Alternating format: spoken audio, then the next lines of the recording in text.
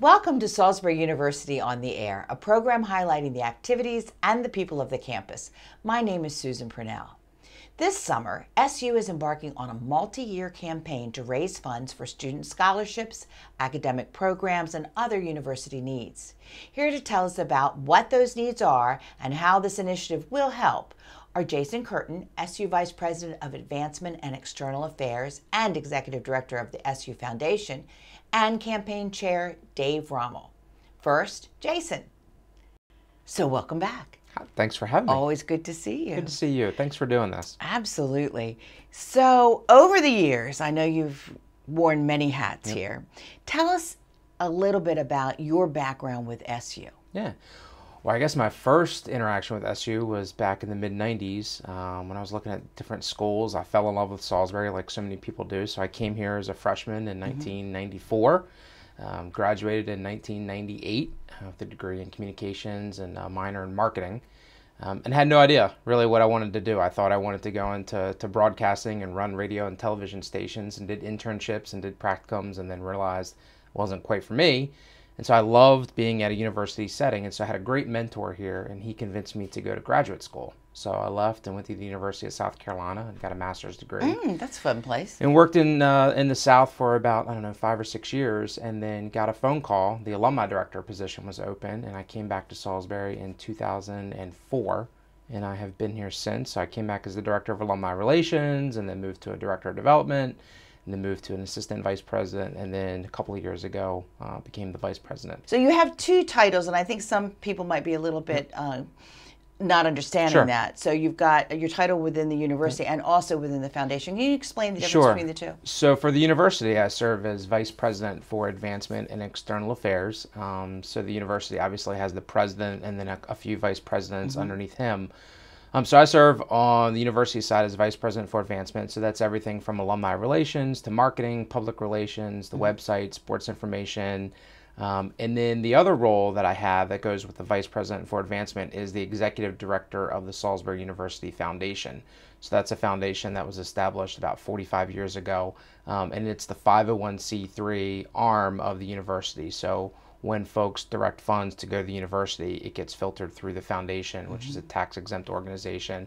We process the donations, invest the donations, etc., for the longevity of the university. It's amazing how even the foundation has grown along with SU. Yeah, the growth even over the last 20 years has just been amazing. And it's good because it's really the sustainable funds for the future of the university. And so it's an important enabled arm. us to buy the new property that will be the south entrance to SU. Which I think is that Court Plaza area is going to be fantastic from what I've seen from the renderings. And I love my job because every day is something different, whether it's work with the foundation or work with my vice president role. Every day is something different and unique, and we have so many things going on that every day I don't think about, gosh, I have to do the same thing every day. It really is exciting. And where else would you rather be than being on a beautiful campus like this with 18 to 22-year-olds and the sort of their formidable years of their life? There's no other exciting place to be. It's a good environment. So now you're embarking on a brand new campaign. Tell me a little bit about it. Yeah, so we launched the We Are SU campaign, a $75 million public comprehensive campaign.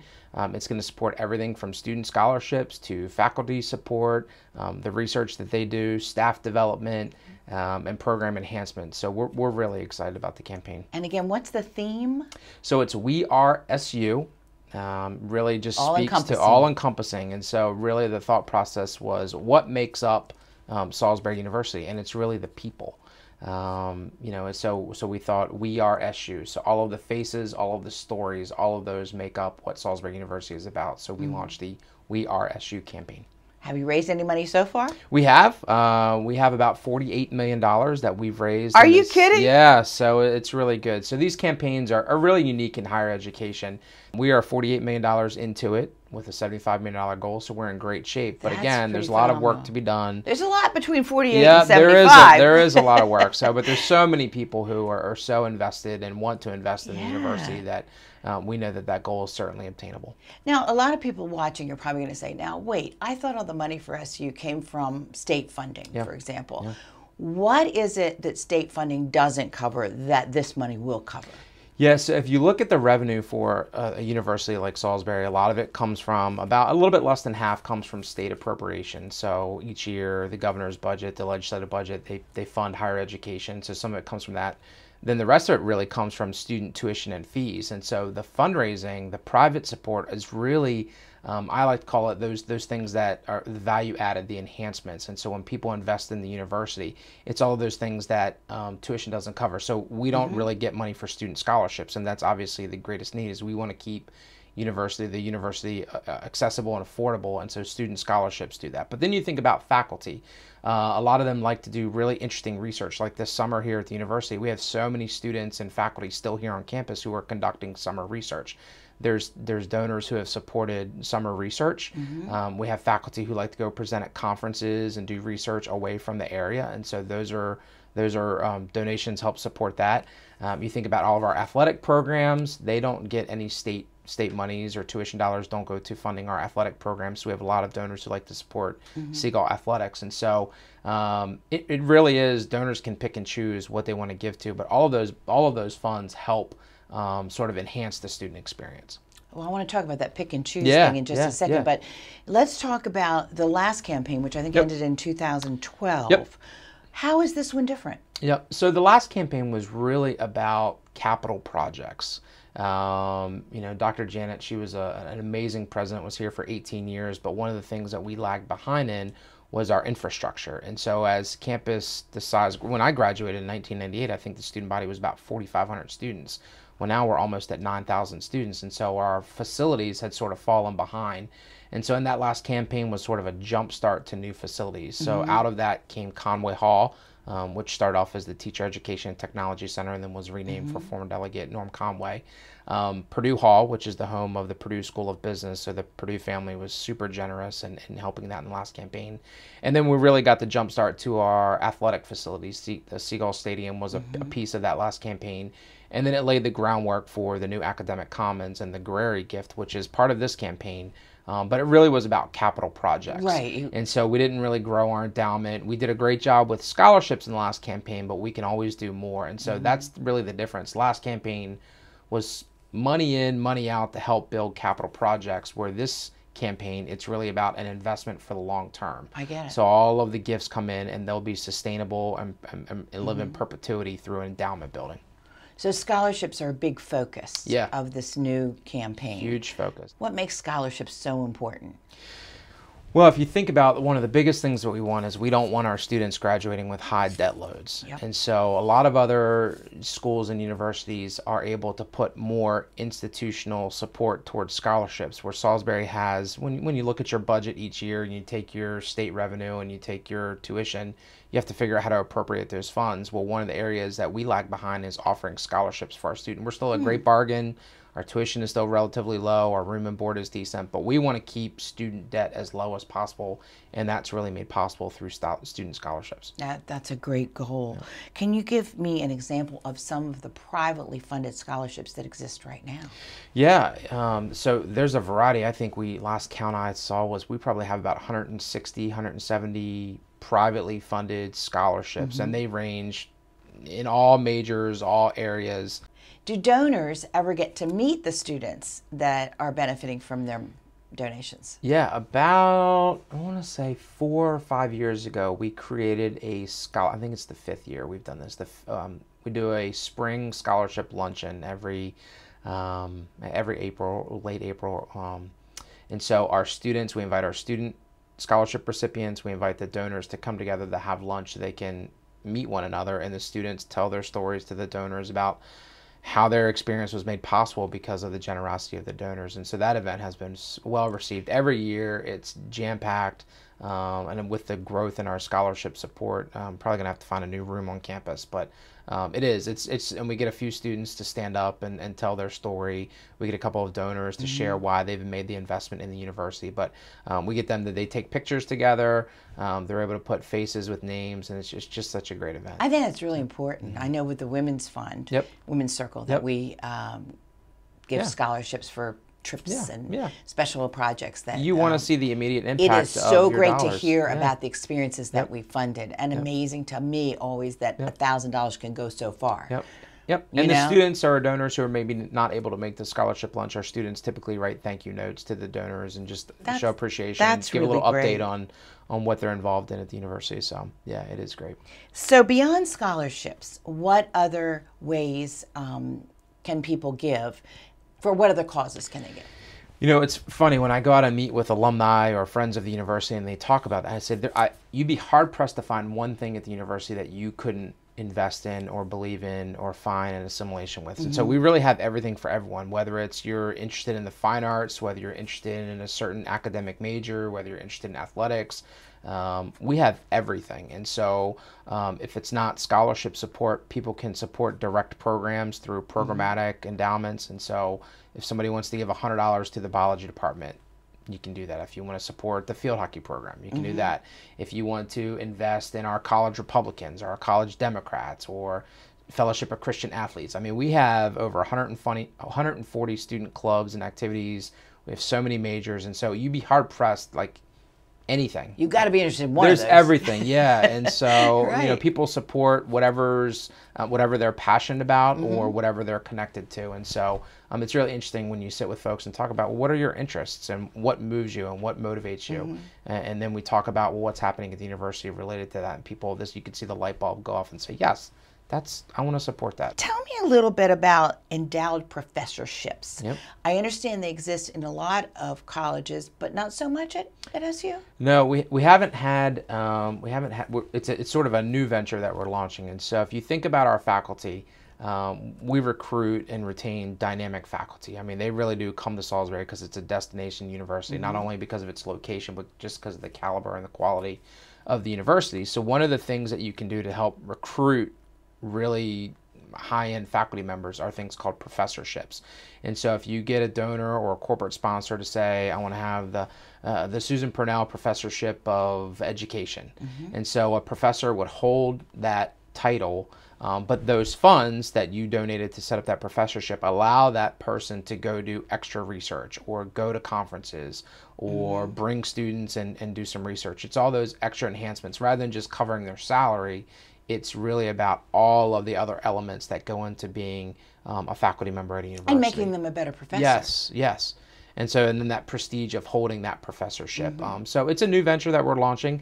I can really see that taking off in a couple of areas. In the sciences is really where it's popular, and also in the School of Business. But that's not to say that it can't exist in all of our Anywhere. schools and Right. colleges. Yep. Now, you said pick your passion. Yep.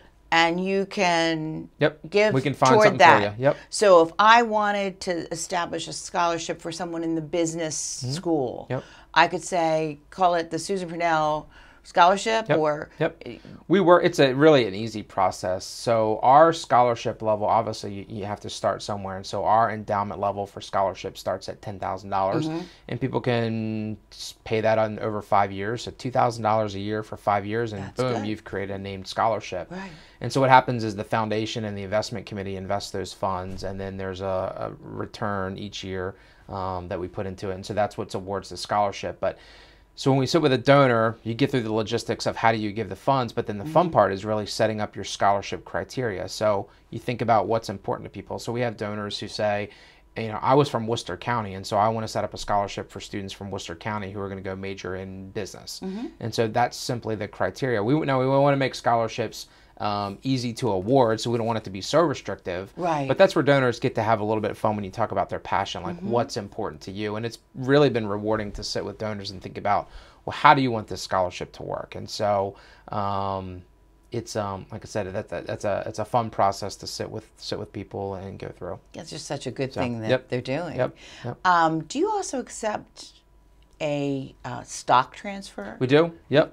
I guess that's not the word, but you would give securities. Gift okay. of securities. Yep. We have a process with our. We have all those mechanisms. We accept security transfers.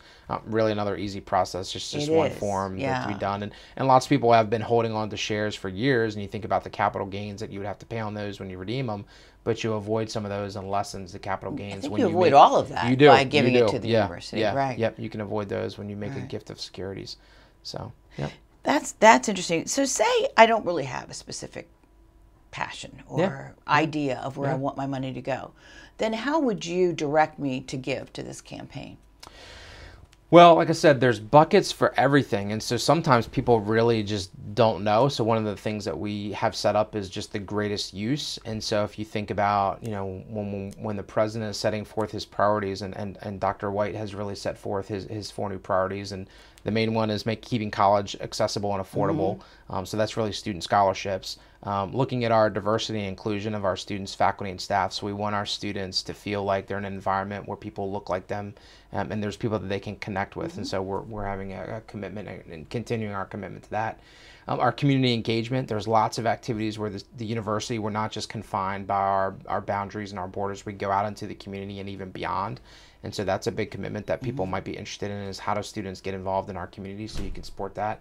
And then the other piece is just being good stewards of those funds. And so somebody said, I really don't know where I want my money to go to. We have very general funds and general buckets that support the university's direction and the university's mission, and people are usually pretty comfortable with that. Oh, sure, absolutely.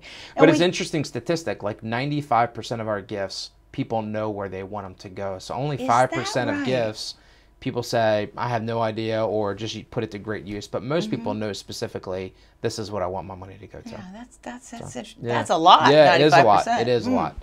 Yeah. Now, we often hear about donors who give, such as our next guest, huge amounts of money. And that's just spectacular, but not all of us can. So talk to me about the importance of the small donations. Yeah. So as we have been planning for this campaign, as one of the things we talked about was, obviously you're so grateful to the people who are so generous with transformative gifts, and those are amazing. But really, you don't want people to, in a campaign, to say, well, somebody else is taking care of it. So what do you do for the people that can give $100 or $500? So one of this concept, and it's been going on for a few years, of crowdfunding. And so I'll give you an example. Our alumni association works with a couple of groups on campus where they'll do small projects. And as an example, when we built our stadium, our athletic trainer needed a new cart, like a new golf cart, to go on the field to get athletes when they're injured and bring them back to the sidelines. Well, athletic department didn't necessarily have all the funds for that, so we did a quick, intensive sort of crowdfunding. And so a lot of alumni and a lot of people that were athletic training alumni gave $100, a couple $100, and within a few weeks we raised the $15,000 for Pat to be able to go out and buy that athletic training vehicle. And so those opportunities will exist in the campaign, and we've talked about even our faculty and staff. They are super generous, but a lot of them might not be able to afford a $10,000 scholarship. So how about people pooling their money together? Maybe there's 5 or 6 people that are willing to do $500 over the next couple of years, and you get to that $10,000 level and you name the scholarship. Maybe it's not named for each person, but it's a scholarship that can support a student, but it's multiple people that have happened. So we're already seeing some momentum internally with our faculty and staff, and so we expect that to expand into the community and into our alumni, like people pooling their money together to make a larger impact. It's a good feeling when you give. I'm sure that the people that gave toward that golf cart see the golf cart and go, oh, I gave to that. I helped give. It's really about impact. It really is. It's really when folks give money, they want to make sure that they see the results of that. And so it's our responsibility at the university to help donors see, like, it absolutely, it's not going into a black hole. It's immediately helping our students, our faculty, and our staff. Any donation is important. It does, and it all makes a difference. And one of the key statistics that we're always judged on by, whether it's corporate foundations or other folks that we ask for support, the first question they ask is, how supportive is your faculty and staff, and how supportive are your alumni? And so the fact that people just give no matter what the amount is truly does make a difference. And I don't think people think like that. They think, well, what's my $10 going to do? What's my $25 going to do? But combined in percentages. If I want to give, what do I do? So the easiest thing to do is just go to the Salisbury website, www.salisbury.edu, and there's links that'll say either give now. We also have a campaign website, so you can track the progress of the campaign. You can look at the different elements of where we're looking for support in the campaign. So everything is on the website. Or if you really have, you want to talk to somebody in person and you have some questions, you can always call the foundation office. Well, that's amazing. I wish you the best of luck. Thank you. I think you've got a good start. Well, thank you for everything you've done. You Absolutely. and your husband have been a big supporter, so thank you. Thank you. In just a few moments, we'll hear from the campaign chair, Dave Rommel. But first, this initiative kicked off recently with a festive gala in SU's Patricia Argyrieri Academic Commons, and PAC 14 was there.